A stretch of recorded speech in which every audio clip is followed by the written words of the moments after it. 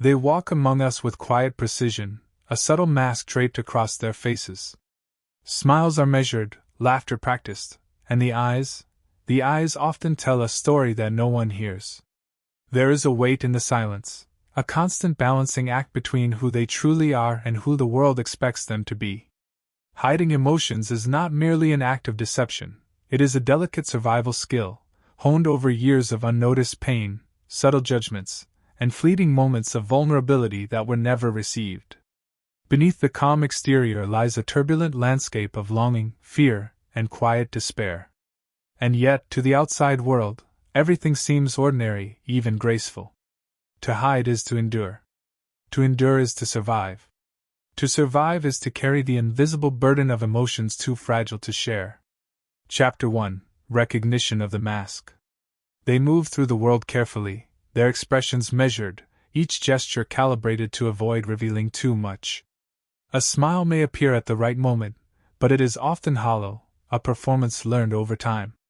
Their laughter may be soft, practiced, or perfectly timed, yet it rarely touches the eyes. To observe them closely is to notice the small contradictions, the quick glance that betrays uncertainty, the lingering silence after a question, the subtle withdrawal when intimacy edges too close. Hiding emotions begins as a whisper, a quiet decision to shield vulnerability. Over time, it becomes second nature, a mask that blends so seamlessly with the skin that even they forget what lies beneath. It is not always deliberate. Often, it is survival, a way to navigate a world that has shown them, in subtle and overt ways, that feelings can be dangerous, embarrassing, or simply too heavy to share. In relationships, this concealment can feel like a double life. Others sense a distance they cannot name, an invisible barrier that separates heart from heart. And yet there is a strange grace in this ability, the skill to remain poised, to adapt, to carry weight without collapse. It is a quiet artistry, a silent resilience. But every mask, no matter how polished, casts a shadow. Beneath it lies the unspoken truth: they are longing, aching, and alive in ways the world rarely witnesses. Chapter 2: Roots of Concealment. The habit of hiding emotions rarely begins in adulthood. Its roots often stretch back to the earliest years of life, where experiences shape the way a child understands the safety of feeling. In households where words of affection were scarce, or where anger and disappointment came without warning, the young mind learns quickly: emotions can be dangerous. To show too much, to cry, to rage, to hope openly, is to risk punishment, shame, or neglect. Social conditioning reinforces these early lessons. Boys are taught to be strong, girls to be polite, and both to navigate the invisible rules of approval and acceptance. They learn to censor their impulses, to observe before acting, to measure each expression against an unseen standard. Over time, these learned patterns solidify into automatic behaviors, almost instinctual in their precision. Trauma, even subtle or overlooked, deepens the concealment. A child who is ignored or dismissed internalizes the message: emotions are not safe. In adulthood, these early lessons echo through every relationship, every interaction, often without conscious recognition. The mask becomes both shield and prison, a necessary tool for survival, but one that distances them from authentic connection. Even as adults, they carry the residue of these experiences: hesitation, hyper-awareness, and the persistent question: can I safely reveal what I feel? This question, often unspoken, governs the rhythm of their days and the landscape of their inner lives. To hide is to protect, but also to silently endure a quiet, invisible loneliness. Chapter 3: The Psychology Behind Hiding. Beneath the surface of habitual concealment lies a complex interplay of brain, mind, and emotion. The human brain is wired to detect threats, social, emotional, and physical, and to respond with caution. For those who hide their emotions, this system becomes hyper-aware, scanning every interaction for signs of judgment, rejection, or disapproval. The amygdala, the seat of fear, signals potential danger when vulnerability is near. Over time, the mind associates emotional exposure with risk, even when the threat is imagined rather than real. Cognitive patterns reinforce this behavior. They anticipate negative reactions, overanalyze expressions and words, and rehearse conversations in advance, seeking perfect control over what is seen and unseen. This overthinking creates a feedback loop. The more they hide, the more their mind convinces them that concealment is necessary. Emotional suppression then becomes second nature, a reflex rather than a choice. There is also a paradoxical form of protection in concealment. By keeping feelings invisible, they preserve a sense of autonomy, safety, and dignity. They can navigate unpredictable social landscapes without the fear of being misunderstood or exposed. Yet, this safety comes at a cost. Emotional repression can subtly erode well-being, leaving a persistent ache, a numbness that they may barely recognize.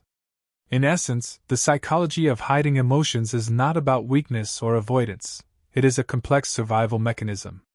The mind learns to protect the self by drawing invisible walls around vulnerability, crafting a silent, meticulous defense against the unpredictable currents of human connection. Even as the mask becomes second nature, a quiet tension simmers beneath it. There is an inner voice, sometimes fleeting, sometimes insistent, that longs to be heard, to be seen without pretense. This voice whispers reminders of what has been hidden, of the warmth and relief that might come from sharing even a fragment of the self. Yet, fear always shadows it, a fear of judgment, rejection, or loss of control. The heart wants release, but the mind enforces caution. This tension can feel like a private battle. They may laugh and speak with ease, yet inside, an emotional undercurrent shifts constantly, pulling between exposure and retreat. There is guilt in desiring connection while fearing its consequences, a paradox that magnifies their sense of isolation. Even the most intimate relationships may feel incomplete, because the self that others see is always curated, never raw. Resistance is also subtle, often invisible to outsiders. It is the avoidance of emotional topics, the light deflection of personal questions, the habitual change of subject before vulnerability can emerge. Every interaction is a negotiation between longing and self-preservation. Yet within this struggle lies a quiet awareness. They feel the cost of concealment, the emotional fatigue, the subtle loneliness, the longing for authenticity, without fully relinquishing the mask. Inner conflict is not failure, it is a testament to the mind's ability to protect while yearning. It is here, in this tension, that the first seeds of realization. Chapter 5: Moments of Realization. Sometimes, the mask falters. It happens in small, unremarkable moments, a silence that lingers too long, a gaze that meets theirs with unexpected understanding, a sudden surge of emotion that cannot be contained. In these fleeting experiences, they catch a glimpse of themselves outside the carefully constructed boundaries. The realization is subtle but profound.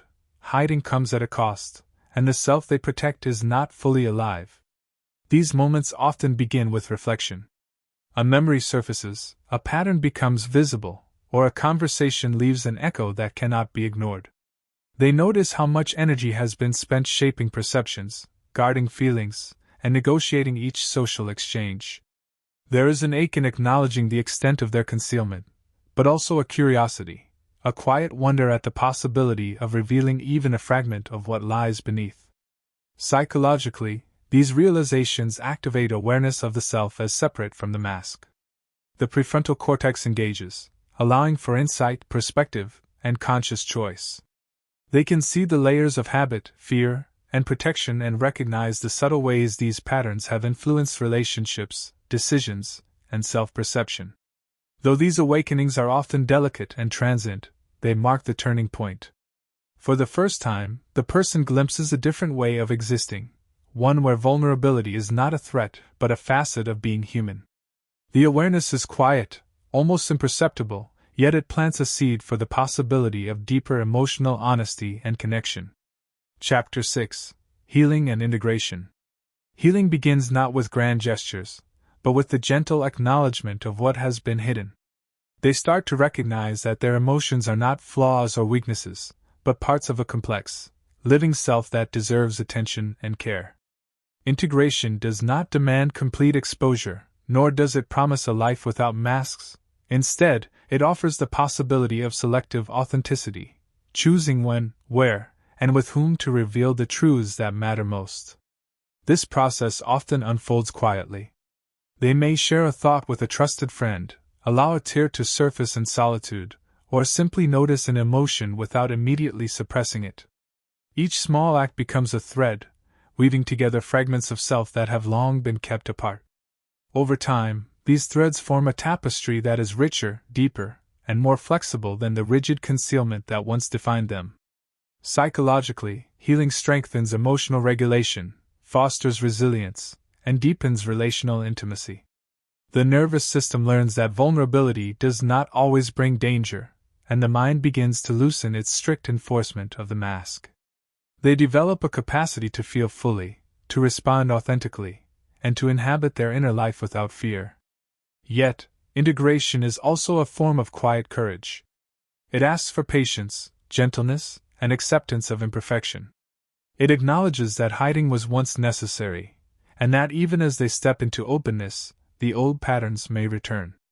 The goal is not perfection, but harmony, a balanced existence where concealment and authenticity coexist with grace. Chapter 7: Poetic Closure/Reflection. In the end, the life of someone who hides their emotions is a study in subtlety, a quiet dance between fear and longing, between protection and desire. They carry a depth unseen by most, a rich internal world shaped by experiences, observations, and feelings too fragile to expose carelessly. Every smile, every measured word, every careful gesture is a testament to survival, resilience, and the intricate artistry of the human heart. There is beauty in their caution, in the way they navigate the currents of connection without losing themselves. Yet there is also a tenderness, a quiet ache for what might have been if the self could be shared more freely. The hidden heart speaks in whispers, in lingering glances, in the poetry of small gestures, in the silent acknowledgement of what is felt but unspoken. To observe them is to witness the paradox of human emotion, strength entwined with vulnerability, presence intertwined with distance.